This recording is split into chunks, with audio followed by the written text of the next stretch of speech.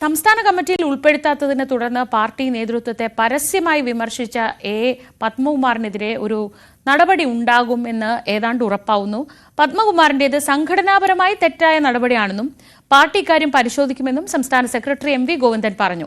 Party കോൺഗ്രസിന് ശേഷമായിരിക്കും നടപടി.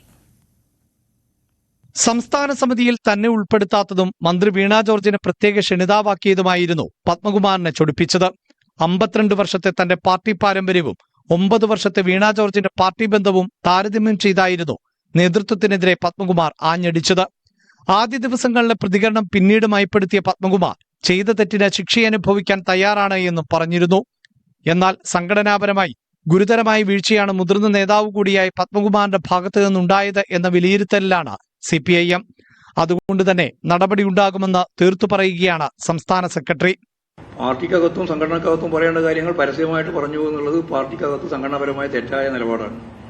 ആ നിലപാട് സ്വീകരിച്ചവരാരൊക്കെയുണ്ടോ അവർക്കെല്ലാം എതിരായിട്ട് ശരിയായ സംഘടനാപരമായ നിലപാട് സ്വീകരിച്ചു പോകും പാർട്ടി. ഇവിടെ എത്ര വർഷക്കാലം പ്രവർത്തിച്ചു എന്നുള്ളതല്ല പ്രധാനമായിട്ടും പാർട്ടി കാണുന്നത്.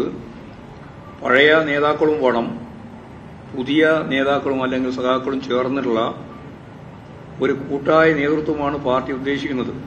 എല്ലാവരും കൂട്ടായിട്ട് ബോധ്യപ്പെടുക വേണ്ടേ? ചിലയാൾക്ക് ബോധ്യം ഉണ്ടാവില്ല, അത് ഉണ്ടാക്കും. CPIMന്റെ മുതിർന്ന നേതാക്കൾ ഇടപെട്ടാണ് പത്മകുമാറിനെ അനുനയിപ്പിച്ചത്. ജില്ലാ സെക്രട്ടറി രാജു എബ്രഹാം വീട്ടിലെത്തി പത്മകുമാറുമായി സംസാരിച്ചു. BJPയിലേക്ക് ക്ഷണിച്ച് ജില്ലാ നേതൃത്വം വീട്ടിലെത്തിയെങ്കിലും പത്മകുമാർ പരസ്യമായി തള്ളിപ്പറഞ്ഞു. CPIM വിട്ട് എങ്ങോട്ടേക്കുമില്ലെന്ന് പറഞ്ഞ പത്മകുമാറിനെതിരെ സംഘടനാ നടപടി ഉറപ്പാണ് എങ്കിലും കടുത്ത നടപടിയിലേക്ക് പോയേക്കില്ല. News 18 തിരുവനന്തപുരം.